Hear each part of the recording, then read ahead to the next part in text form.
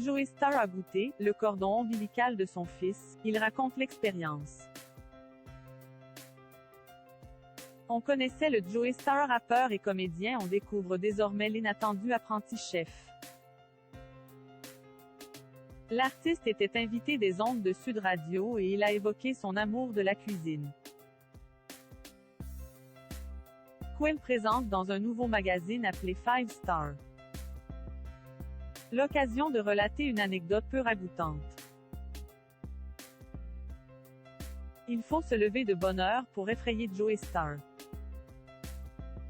Le bouillonnant artiste aujourd'hui âgé de 54 ans a fait une confession surprenante sur sa curiosité gastronomique.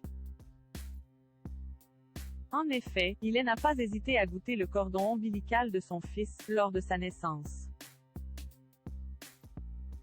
Après cela, il est prêt pour l'épreuve de dégustation de Koh-Lanta.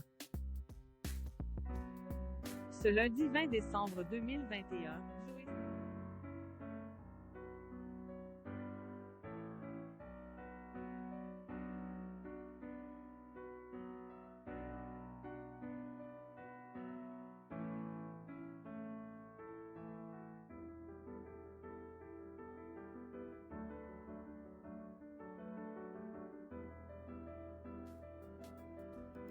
par exemple, les couilles je les goûte crues pour voir quel goût ça a-t-il d'abord expliqué.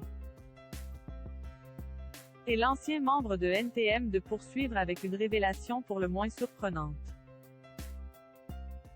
Par exemple, j'y ai goûté un petit bout du cordon ombilical de mon premier fils. Mathis, né en 2005 de son histoire avec Leila Dixmeyer, NDLR, pour voir quel goût ça avait. C'est très caoutchouteux, ça a rien de passionnant. Si CEST pas assaisonné, CEST pas passionnant. Pas très convaincu, il n'a visiblement pas renouvelé l'expérience à